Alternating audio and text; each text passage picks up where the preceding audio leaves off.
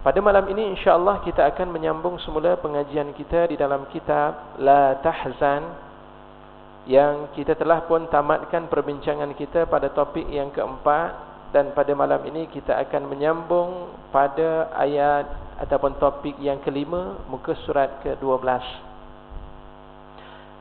Topiknya iaitulah jadikan kritikan tajam sebagai penghormatan. Kritikan dalam kehidupan sebagai seorang manusia itu merupakan perkara biasa. Tak ada manusia yang hidupnya tidak pernah dikritik. Seorang imam, baik macam mana pun imam tersebut, akhirnya akan ada kritikan. Seorang nazir, hebat macam mana ia mentadbir, pasti akan ada kritikan. Seorang manusia, seorang suami, hebat bagaimanapun, pasti akan ada kritikan daripada isterinya. Baik macam mana pun seorang isteri, pasti akan ada kritikan daripada suaminya. Bermakna dalam kehidupan kita ini tidak ada manusia yang boleh menganggap diri mereka itu perfect ataupun sempurna. Yang sempurna itu adalah Allah Subhanahu wa ta'ala. Tapi kita sebagai seorang manusia ini pasti akan ada kekurangan, dan itu merupakan ujian daripada Allah. وَلَنَبْلُوَنَّكُمْ بِشَيْءٍ مِنَ الْخَوْفِ وَالْجُوعِ وَنَقْصٍ مِنَ الْأَمْوَالِ وَالْأَنْفُسِ. Dan pasti kami akan menguji kamu, wahai manusia. Di antara ujian daripada Allah yang Allah sebutkan di dalam ayat tersebut, وَنَقْصٍ مِنَ الْأَمْوَالِ وَالْأَنْفُسِ. Kami berikan kepada diri manusia itu kekurangan dari sudut ujian, kekurangan harta benda. Dan kami juga berikan serta uji manusia itu dari sudut kekurangan diri. Ada kekurangan yang ada pada diri manusia itu. Baik. Yang kedua, kita juga pernah mendengar kata-kata yang pernah disampaikan oleh Imam Asy-Syafi'i rahimahullah. Imam Asy-Syafi'i menyatakan, irda'un nasi ghayatun la tudrak. Sesungguhnya untuk kita mendapatkan keredaan daripada manusia pada setiap kerja-kerja dan amal-amal yang kita lakukan, itu merupakan ghayah, merupakan suatu matlamat la tudrak, yang pasti tidak mungkin dapat kita capai. Orang suka apa pun tindakan yang kita buat, alhamdulillah mereka suka. Tak semua orang suka apa yang kita lakukan. Yang penting kita buat, kekurangan itu kita serahkan kepada Allah Subhanahu wa ta'ala. Sebab itu di dalam Islam mengajar kepada kita supaya bermesyuarat. Kenapa kita bermesyuarat? Supaya setiap tindakan, natijah daripada mesyuarat tersebut akan menghasilkan satu keputusan yang diterima ramai, walaupun sebahagian daripada ahli mesyuarat itu tidak bersetuju dengan keputusan tersebut, tetapi majoriti dalam ahli mesyuarat bersetuju dan bersedia, maka mesyuarat ataupun keputusan tersebut akan tetap dilaksanakan. Jadi dengan sebab mesyuarat tersebutlah penting, kerana mesyuarat itu merupakan satu keputusan yang dapat membahagiakan setidak-tidaknya sebahagian besar daripada mereka yang bersama-sama. Sang pencipta dan pemberi rezeki yang maha mulia acap kali mendapat cacian dan cercaan dari orang-orang pandir yang tidak berakal. Maka apalagi saya, anda dan kita sebagai manusia yang selalu terpeleset dan salah dalam hidup ini, terutama jika anda seseorang yang selalu memberi, selalu memperbaiki, mempengaruhi dan berusaha membangun, maka anda akan selalu menjumpai kritikan-kritikan yang pedas dan pahit. Mungkin pula sesekali anda akan mendapat cemuhan dan hinaan daripada orang yang lain. Muallif kitab ataupun pengarang kitab menyatakan bahawa sesungguhnya bukan manusia sahaja yang mendapat kritikan daripada manusia, tapi kritikan juga berlaku kepada Allah Subhanahu wa ta'ala. Allah telah berikan kepada kita, ya Allah, terlalu banyak nikmat yang Allah beri pada kita, tuan-tuan dan puan-puan. Wa in ta'uddu ni'matallahi la tuhsuha. Wahai manusia, kalau sekiranya kamu nak mengira setiap nikmat dan pemberian daripada Allah Subhanahu wa ta'ala, pasti kamu tidak akan dapat menghitungnya. Nikmat kita mampu untuk bercakap, Allahu Akbar, dengan percakapan dan pertuturan yang kita tuturkan ini, tuan-tuan, berapa banyak kerja-kerja kita telah selesai. Kerja di pejabat tanah, kerja di masjid, kerja di rumah, Dan urusan kita sesama manusia ketika berada di mana sahaja akan selesai dengan nikmat pemberian mulut dan pertuturan yang Allah beri pada kita. Pernah tak kita bersyukur pada Allah Subhanahu wa taala? Nikmat telinga yang Allah Subhanahu wa taala kurniakan kepada kita. Dengan telinga kita mampu untuk mendengar dan akhirnya memahami setiap pertuturan dan percakapan orang yang menyampaikan ucapan-ucapan kepada kita. Pernah tak kita bersyukur kepada Allah Subhanahu wa taala? Nikmat mata, tuan-tuan dan puan-puan sekalian, masya-Allah, begitu besar Allah berikan kepada kita. Kita mampu untuk melihat apa sahaja keindahan dan ciptaan-ciptaan Allah di hadapan kita, merata tempat kita lalui, kerana Allah kurniakan kepada kita mata. Pernah tak kita bersyukur pada Allah Subhanahu wa taala? Sebab itu Allah merakamkan dalam Al-Quran tabiat yang ada pada diri manusia. Mereka suka mengkritik, dan mengkritik Allah juga adalah salah satu daripada tabiat mereka. Wa kanal insanu aktsara syai'in jadala, dan adalah sesungguhnya manusia itu adalah paling banyak ataupun makhluk yang paling banyak mengkritik, makhluk paling banyak bergaduh, makhluk paling banyak bertengkar. Itu adalah merupakan satu kenyataan yang datangnya daripada Allah Subhanahu wa taala. Ya. Cuba kita lihat dan perhatikan sejarah kehidupan manusia. Bani Israel, sehingga Bani Israel menganggap diri mereka itu abna'ullahi wa ahibba'uh, anak-anak Allah dan kekasih-kekasih Allah. Betapa ramainya utusan-utusan Allah, para nabi dan para rasul diutus kepada Bani Israel. Dan betapa banyak permintaan-permintaan yang dikurniakan oleh Allah, Allah anugerahkan kepada Bani Israel. Ketika kelompok Bani Israel berada dalam keadaan mereka tersiksa, mereka diuji dengan penganiayaan, kezaliman dan penindasan ketika berada di bumi Mesir, maka ketika itu Allah melepaskan Bani Israel bersama dengan Nabi Musa alaihi salam sehinggalah melepasi sampai ke Turi Saina. Dan pada saat yang serupa mereka masih lagi tetap mengingkari perintah daripada Allah, sehingga mereka disesatkan oleh Allah dalam tempoh 40 sanatan. Selama tempoh 40 tahun mereka berada di padang pasir. Ya, riwayat menyatakan di bumi Tih, ada riwayat menyatakan di bumi Palestin. Pada waktu paginya mereka bergerak ke satu tempat dan akhirnya mereka kembali sampai waktu malam, tengok-tengok pusing balik pada tempat mereka mulakan perjalanan. La ilaha illallah. Walaupun begitu, Allah masih lagi sifat Maha Penyayang Allah Subhanahu wa taala Allah berikan kepada mereka. Setiap perjalanan yang mereka lalui di bumi yang digenangi ataupun dipenuhi dengan padang pasir. Padang pasir ini tak sama dengan bumi kita, tuan-tuan. Sungai besar tak sama dengan keadaan yang berada di negara-negara Arab yang dipenuhi dengan padang pasir. Panasnya Masya Allah. Walaupun hari ini kita rasa Allah, hari ini pun boleh tahan panasnya. Tadi saya ambil wuduk, tadi tuan-tuan petang ambil wuduk, kenapa air ni panas? Lain macam. Ke dah tukar dah masjid, dah pasang elektrik dah untuk panaskan.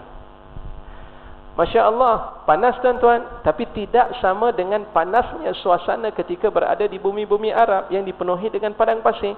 Tapi pada saat itu Allah Subhanahu wa taala berikan kepada mereka nikmat di mana setiap pergerakan yang mereka lalui ketika itu ada adanya zil ataupun awan yang sentiasa menaungi perjalanan mereka. Nikmat daripada Allah Subhanahu wa taala.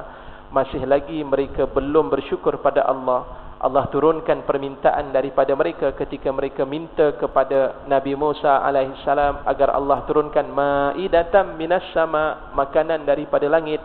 Allah turunkan makanan dan minuman yang bernama al-manna was-salwa. Kulu min tayyibati ma razaqnakum. Allah beritahu kepada mereka, makanlah makanan yang namanya manna, seumpama rasa semanis madu, dan juga salwa, daging salah seekor ataupun makanan tersebut adalah seumpama daging seekor burung. Masya Allah, Allah bagi pada mereka. Tetapi mereka kata tak cukup lagi, wahai Musa, kami nak minta basal, kami nak minta bawang merah, kami nak minta bawang putih, kami nak minta adas, kacang adas dan sebagainya. Kerana sifat dan tabiat manusia ini, tuan-tuan dan puan-puan, tidak mungkin mampu untuk sentiasa reda dalam kehidupannya. Ada sahaja perkara-perkara yang diminta. Sebab itu dalam satu hadis Nabi sallallahu alaihi wasallam riwayat daripada Imam Muslim, Rasulullah sallallahu alaihi wasallam bersabda, "Qad aflaha man aslam wa razaqahu kafafa wa qanna'ahu Allahu bima ata." Sesungguhnya berjayalah orang yang telah memeluk ajaran Islam, wa razaqahu kafafan, Allah berikan kepadanya rezeki yang cukup dalam kehidupannya, hanya sekadar cukup-cukup sahaja. Tapi pada saat cukup sahaja itu, tuan-tuan dan puan-puan, dia tidak lagi menoleh ke belakang ataupun tidak memandang orang yang berada di atas untuk terus mengharap sebagaimana mereka yang berada di atas. Sebaliknya mereka diberikan oleh Allah qanaah, rasa puas dengan rezeki dan pemberian daripada Allah Subhanahu wa taala. Golongan manusia ada yang mereka mempersalahkan Allah dalam setiap keburukan-keburukan, dalam setiap perkara yang tidak baik dan musibah yang menimpa ke atas diri mereka. Wa in tusibhum hasanatun, saya terlupa ayat tersebut, ya, apabila ditimpa kepada kamu itu kebaikan, maka dia kata itu milik kami. Tetapi apabila ditimpa kepada mereka sayyi'atun, ya, keburukan-keburukan, saat itu mereka mempersalahkan Allah dan mereka mempersalahkan Rasulullah sallallahu alaihi wasallam. Justru pengarang juga menyatakan, kalaulah Allah Subhanahu wa taala begitu dikritik oleh manusia, maka bayangkan siapalah diri kita sebagai seorang insan yang pasti penuh dengan pelbagai bentuk kecacatan-kecacatan, penuh dengan pelbagai bentuk kekurangan-kekurangan. Justru itu, terimalah apa sahaja kritikan-kritikan mereka dengan cara yang terbaik. Lihat sejarah yang berlaku kepada Rasulullah sallallahu alaihi wasallam. Pernah berlaku dalam satu kisah, dan saya rasa kisah ini pun telah dirakamkan. Kalau tuan-tuan biasa mendengar radio IKIM, biasa ada cerita seumpama ini. Dan hadisnya riwayat daripada Imam Al-Bukhari. Suatu ketika Rasulullah sallallahu alaihi wasallam didatangi oleh salah seorang A'rabi, seorang orang Arab Badui yang ketika itu datang. Dan bila datang bertemu dengan Rasulullah sallallahu alaihi wasallam, terus ia meminta sesuatu kepada Rasulullah sallallahu alaihi wasallam. Murli min malillah, wahai Rasulullah, kau berikan kepada aku, suruhlah, arahkan wahai Rasulullah, agar ada sesuatu daripada harta Allah itu diberikan kepadaku. Sehingga menyebabkan seluruh para sahabat Nabi sallallahu alaihi wasallam rasa marah dengan kata-kata dan teguran seumpama ini. Jadi pada saat tersebut, apa yang dilakukan oleh Rasulullah sallallahu alaihi wasallam? Rasulullah sallallahu alaihi wasallam pun berikan apa yang diingini oleh Arab tersebut. Lalu ketika itu Rasulullah kata, ahsantu ilaik, adakah aku dah buat baik kepada kamu wahai lelaki, wahai saudara? Maka kata lelaki tersebut, la wala ajmalta, tidak, dan kamu juga tidak melakukan sesuatu perkara yang terbaik dalam hidup aku. Sekali lagi, golongan sahabat Nabi sallallahu alaihi wasallam begitu marah. Rasulullah kata, sabar, biarkan, apa yang dia ingin lakukan silakan. Dan kemudian Rasulullah masuk ke dalam rumahnya. Ketika itu Rasulullah sallallahu alaihi wasallam mengarahkan salah seorang sahabat memanggil lelaki tersebut untuk masuk ke dalam rumah. Sampai ke dalam rumah Rasulullah sallallahu alaihi wasallam, zadahu, Rasulullah menambahkan lagi pemberiannya ketika itu. Lalu Rasulullah kata, ahsantu ilaik, adakah aku dah buat baik kepada kamu? Lelaki Arab tadi pun berkata, na'am, sudah. Fajazakallahu min ahlin wa ashiratin khaira. Lalu ketika itu kata lelaki tersebut, semoga Allah Subhanahu wa taala melimpahkan balasan ke atas kamu wahai Rasulullah daripada kalangan ahli keluarga dan mereka yang berkelayakan untuk mendapat kebaikan-kebaikan daripada Allah Subhanahu wa taala. Rasulullah semakin dimarah, semakin dicaci, semakin baik diri baginda Rasulullah sallallahu alaihi wasallam. Begitulah yang sepatutnya wajar untuk kita lakukan, dan kerana itu Rasulullah memuji para sahabat Nabi sallallahu alaihi wasallam yang sentiasa melakukan koreksi pada dirinya dan menganggap segala perbuatan orang lain, cacian daripada orang lain itu adalah satu perkara kebaikan bagi dirinya. Salah seorang sahabat Nabi sallallahu alaihi wasallam yang mungkin pernah saya ceritakan dahulu, namanya Abi Damdam. Abi Damdam adalah seorang manusia, saya ulang sekali lagi, mungkin cerita tersebut kita lupa. Jadi Abi Damdam radhiyallahu anhu ini adalah seorang manusia yang duitnya tak ada, tidak memiliki harta yang banyak, tapi hidupnya suka bersedekah. Lalu pada saat tersebut rasa sedih, tak tahu apa yang mampu untuk diberikan, harta tidak ada, pakaian pun hanya sekadar apa yang dipakai, rumah pun tidak mampu untuk diberikan kerana tidak memiliki rumah. Sehingga akhirnya Aba Damdam telah mewakafkan pada dirinya setiap kali Aba Damdam radhiyallahu anhu keluar daripada rumahnya, ketika itu Aba Damdam telah berdoa kepada Allah Subhanahu wa taala, ya Allah, kau berikanlah setiap kritikan-kritikan pedas, setiap kata-kata nista, setiap cemohan-cemohan yang dilakukan oleh mereka yang berada di luar sana ke atas diriku ini sebagai sedekah. Kata-kata tersebut sampai ke pengetahuan Rasulullah sallallahu alaihi wasallam, dan akhirnya Rasulullah menyatakan, aya'jizu ahadukum an yakuna mithla Abi Damdam. Tak ada seorang ke yang mampu untuk menjadi seumpama manusia yang bernama Abi Damdam. Dengan kata-kata daripada Abi Damdam itu Rasulullah puji, kerana kata-kata daripada Abi Damdam sanggup untuk menerima cacian orang lain dan menjadikan setiap cacian itu sedekah di jalan Allah Subhanahu wa taala. Boleh sahaja kita lakukan, tapi tidak ramai di kalangan kita yang mampu untuk bertahan dengan kata-kata seumpama ini. Tuan-tuan hadirin hadirat yang dikasihi dan dirahmati oleh Allah Subhanahu wa taala. Dan mereka tidak akan pernah diam mengkritik anda sebelum anda masuk ke dalam liang lahat, menaiki tangga ke langit dan berpisah dengan mereka. Adapun bila anda masih berada di tengah-tengah mereka, maka akan selalu ada perbuatan mereka yang membuat anda bersedih dan menitiskan air mata, mengalirkan darah kematian anda dan mengusik ketenangan anda. Selagi kita berada bersama dengan mereka, pasti mereka akan mencari apa sahaja kesalahan-kesalahan yang boleh diambil. Padahal dari sudut kebaikannya bukan main banyak, yang salahnya hanya sedikit, yang salah itulah yang akan diambil. Siapa dia? Antaranya hubungan kita di antara seorang suami dan juga seorang isteri. Itu banyak dirakamkan oleh Allah Subhanahu wa taala, tuan-tuan dan puan-puan. Dalam surah An-Nisa Allah cerita tentang kisah tersebut. Dalam surah An-Nur menceritakan tentang hubungan kekeluargaan. Dalam surah At-Tahrim, kisah bagaimana Rasulullah sallallahu alaihi wasallam menceraikan isterinya, isteri baginda sallallahu alaihi wasallam, dan kemudian merujuk kembali, itu juga ada sejarahnya. Dalam surah Al-Mujadalah mengisahkan berlakunya zihar. Hubungan di antara seorang suami dan isteri itu berlaku. Dan dengan sebab itu tuan-tuan dan puan-puan sekalian, bila kita melihat sejarah tersebut, akhirnya Allah menurunkan ayat. Memang akan berlaku nanti pergaduhan di antara seorang suami dan juga seorang isteri. Dan Rasulullah menyatakan, Allah menyatakan dalam surah An-Nisa antaranya, asa an takrahu syai'an wa yaj'alallahu fihi khairan katsira. Kemungkinan kamu benci kepada mereka.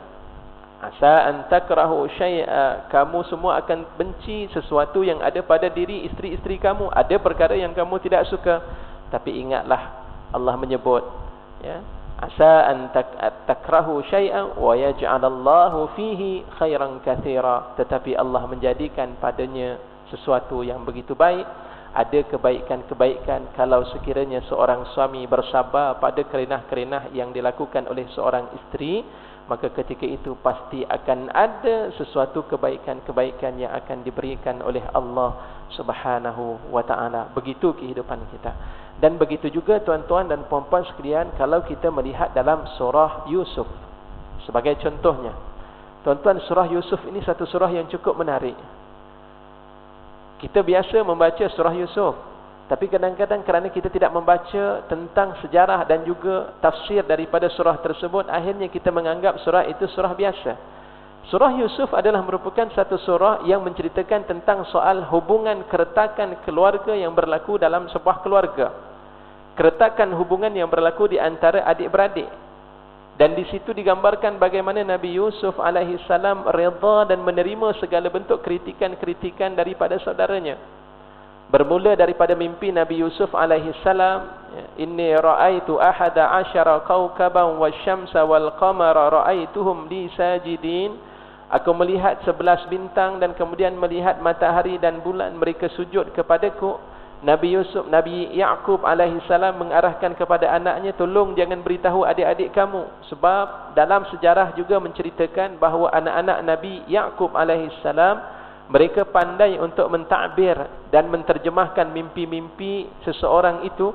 Justru itu Nabi Yaqub alaihissalam tidak mengizinkan supaya diberitahu kepada adik-beradik yang lain, tetapi mimpinya tetap bocor ketika itu, dan akhirnya Nabi Yusuf begitu didendami dan tidak disukai oleh anak-anak Nabi Yaqub alaihissalam yang lain, sehingga akhirnya mereka berusaha dan terus berusaha. Kalau tuan-tuan lihat dalam surah Yusuf bagaimana usaha yang dilakukan oleh anak-anak Nabi Yaqub alaihissalam selain daripada Bunyamin, mereka datang jumpa ayahnya bukan sekali, tapi sampai 3 kali. Dan pada setiap pertemuan di antara anak-anak Nabi Yaqub alaihissalam dengan Nabi Yaqub alaihissalam itu dijanjikan dengan perkataan-perkataan yang indah-indah. Wahai ayahandaku, sesungguhnya kami benar-benar hafizun, kami benar-benar akan menjaga anak kamu yang bernama Yusuf. Wahai ayahandaku, sesungguhnya kami ini adalah seorang yang amanah. Kali kedua datang jumpa lagi. Nabi Yaqub alaihissalam kata, tak boleh. Kamu ni, wahai anak-anakku, nanti ketika kamu bermain, yarta' wa yal'ab, ketika kamu bermain-main, ketika kamu makan sepuas-puasnya, nanti kamu lupa dengan Yusuf, dan nanti Yusuf akan dimakan, ya'kuluhu dzib, serigala akan makan. Maka ketika itu datang lagi anak-anak Nabi Yaqub alaihissalam. Wahai ayahandaku, yang datang serigala itu seekor. Kami ni ada 10 orang, wahai ayahandaku. Takkanlah 10 orang nanti kalau katakan Nabi Yusuf akan dimakan ketika itu, takkan kami nak biarkan. Nanti kami akan menjadi orang yang rugi. Sehingga akhirnya Nabi Yaqub alaihissalam tak tahu nak berikan jawapan. Setelah segala jawapan, hujah-hujahnya dipatahkan oleh anak-anaknya ketika itu. Dan akhirnya sampai padalah misi utama mereka. Mereka menjadikan Nabi Yusuf alaihissalam ataupun memasukkan Nabi Yusuf ke dalam perigi yang digambarkan dengan bayangan yang begitu dahsyat dan teruk, dan ada di kalangan mereka yang berniat untuk membunuh adiknya ketika itu. Tapi segalanya telah ditentukan oleh Allah Subhanahu wa taala. Orang yang baik ini, tuan-tuan dan puan-puan, tidak akan dapat disembunyikan kebaikannya, walaupun ada usaha daripada orang-orang yang tidak suka dengan kebaikan tersebut, tetapi kebaikan tersebut akan terus dibongkar ataupun dipaparkan oleh Allah Subhanahu wa taala. Cuba tuan-tuan lihat dalam sejarah Nabi Yusuf alaihissalam secara ringkas. Saya ingin melihat ataupun ingin supaya kita berfikir bagaimana Nabi Yusuf alaihissalam, seorang manusia yang baik, kemudian diuji oleh Allah kali pertama, dapat ujian yang kedua, dijual menjadi seorang hamba, kemudian dibeli dan kemudian diletakkan di istana. Sampai di istana diuji lagi dengan fitnah yang ketika itu isteri kepada Al-Aziz, yang riwayat menyatakan namanya Zulaiha, menggoda Nabi Yusuf alaihissalam, dan Nabi Yusuf cuba untuk berusaha mengelakkan diri daripada itu, dan akhirnya Nabi Yusuf yang dituduh berusaha untuk menggoda isteri Al-Aziz. Saat itu Nabi Yusuf alaihissalam dipenjarakan. Masya Allah, berapa ujian yang dihadapi oleh Nabi Yusuf alaihissalam. Kalau kita lihat sejarah Nabi Yusuf alaihissalam, ada riwayat menyatakan ketika berada di dalam perigi itu usianya 7 tahun. Dan Nabi Yusuf alaihissalam memegang tampuk jawatan tertinggi di bumi Mesir, iaitulah usianya pada saat 40 tahun. 40 tahun tolak 7 tahun, lebih kurang 33 tahun Nabi Yusuf berdepan dengan pelbagai bentuk ujian-ujian. Ketika Nabi Yusuf berada di dalam penjara, Masya Allah, apa yang berlaku kepada penghuni-penghuni penjara? Sebahagian daripada penghuni-penghuni penjara, mereka melihat Nabi Yusuf ini adalah seorang manusia yang cukup baik. Dan akhirnya Nabi Yusuf berjaya menjadikan penghuni penjara itu beriman kepada Allah Subhanahu wa taala. Masuk dalam penjara, rupanya orang penjara pun sokong Nabi Yusuf alaihissalam. Orang yang berada di penjara akhirnya menjadi manusia yang beriman kepada Allah Subhanahu wa taala. Wa dakhala ma'ahu sijna fatayan. Allah menyebut dalam Al-Quran telah masuk 2 orang manusia pemuda ke dalam penjara itu, 2 orang pemuda, dan kemudian salah seorang daripada pemuda tersebut, arani a'sir khamra, seorang bermimpi ketika itu dia sedang memerah akan anggur dan akhirnya menjadi arak. Dan yang kedua ketika itu bermimpi di mana khubz ataupun roti ketika itu diletakkan di atas kepala dan dimakan oleh seekor burung. Nabbi'na bita'wilih, wahai Nabi Yaqub, wahai Nabi Yusuf, inna naraka minal muhsinin, sesungguhnya kami melihat engkau daripada kalangan orang-orang yang suka melakukan ihsan.